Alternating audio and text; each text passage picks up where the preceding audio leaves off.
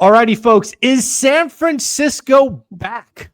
Are we seeing the return of San Francisco? We now have rents for a one-bedroom. Folks, get this, over $3,100. We're seeing rent increase of 12% year on year in San Francisco. We're going to have this conversation with the one and only Dana Dunford from Himlane, the CEO at Himlane. Dana, what's going on? Is San Francisco back? Yeah, it's a perfect time to talk about this, especially with this being Tech Week in San Francisco. So a lot of people coming into town. I've been to multiple events that have just been people flying in saying, hey, I need to move here, build a team here. This is where everything is at. I think there's 2 points to bring up. The first is that it's not totally up from 2019. Michael, as you and I mentioned, it's just basically at almost flat to where it was in 2019, which was a high for San Francisco. But it is significantly up from what we saw in 2024. So exactly this time last year, rents have increased. This is a one bedroom that we're talking about by 12%. So if you look at all the other MSAs, highest rental rate increase that we have seen. So one, I think that AI has really helped with that. And then it's young people moving here. That's why it's one bedrooms. It's not the 2-3 bedrooms. Right. I think it's these younger entrepreneurs or younger folks who want to get into technology coming to this city saying, if I'm going to go into AI, I need to be in San Francisco to start. And the other thing that I would say about it, which is a pretty important point, is that the reason it's like that is you can't change culture. So there was a recent, I saw it posted 2 days ago, a company called Corgi. It's a YC backed company. And they were talking about in the application said we work 7 days of the week in the office. If you don't work 7 days a week, don't apply here. And now there's a new trend. Have you heard of the 996? No, I haven't. What's the 996? The 996 is now being put on job applications for AI jobs if you want to work at an AI company. And it's you work 9 to 9, so 9 a.m. to 9 p.m., 6 days of the week. Wow. Yes, and it's become very, very popular in tech. And so what you're seeing is that I was talking to actually a founder last night in San Diego who said, hey, I'm actually wanting to move my company up to San Francisco and hire there because the culture is so different. Yep. That is totally acceptable in a job application versus me here down in San Diego. I'm trying to compete with that. Right. And so you get those entrepreneurs, those founders coming and then spurring their offices back up here, spurring people to be back in person. So is San Francisco totally back from, the high years of, remember, 2015, 2016? No, but is it back from where it was when it started or over the past couple of years? Absolutely. Well, I think we actually need to jump in the time machine because I worked in San Francisco. One of, the last company I worked at had an office down there. So I took the train in all the time.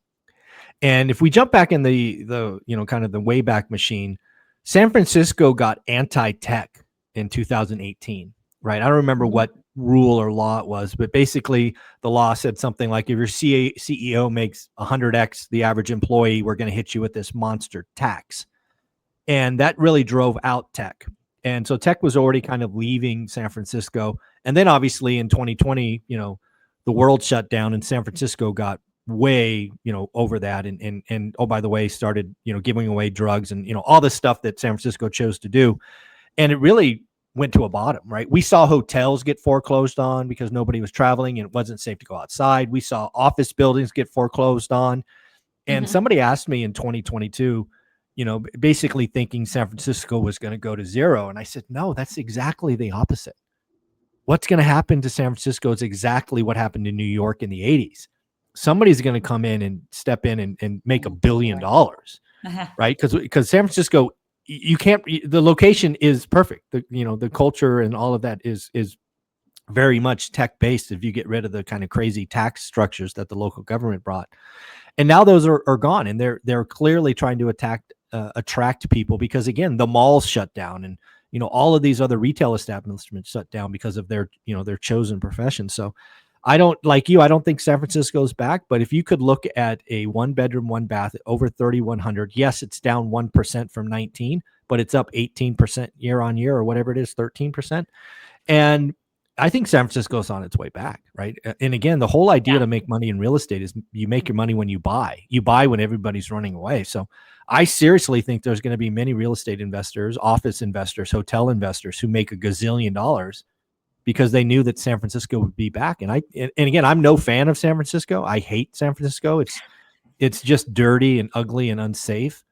But there were years where San Francisco was amazing, right? Where you can walk on Embarcadero and all these places before homeless were everywhere. So I'm confident saying San Francisco's on the way up, and I'm confident saying somebody's going to make $1 billion. It's crazy.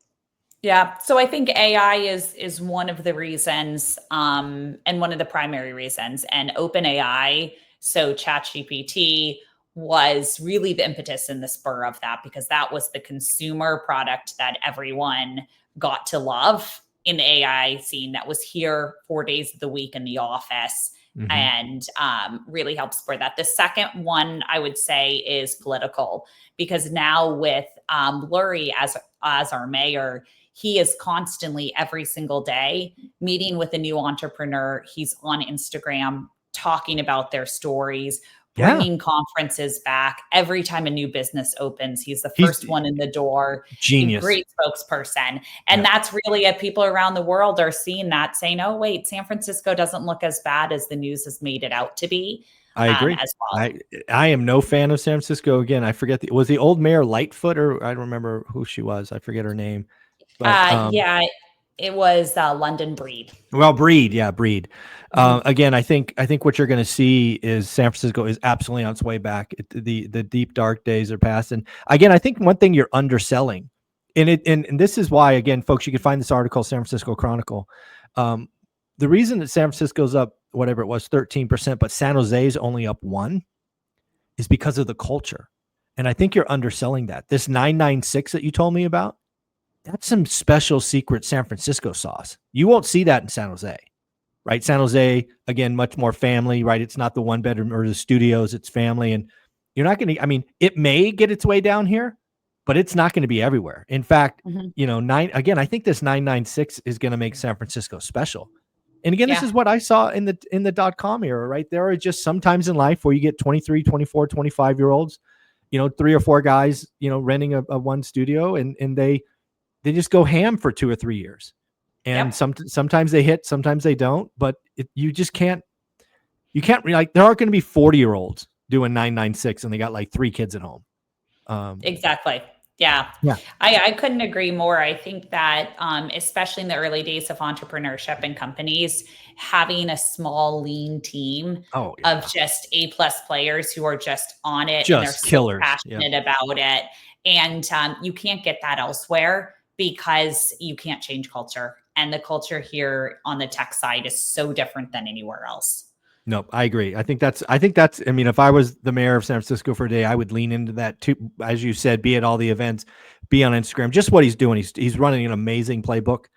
And I think San Francisco is on its way back. And I think, it's only going to go up from here. And again, it's going to be fun to see it's going to be fun to see where San Francisco is in 2 years. Maybe I'll go back and visit in 2 years, maybe.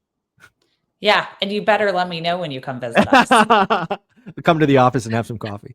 Again, exactly. I think, again, I'm here to say San Francisco's back. Obviously, AI was the impetus, but also the change in leadership. The leadership can't be missed. Breed was definitely a poison to San Francisco.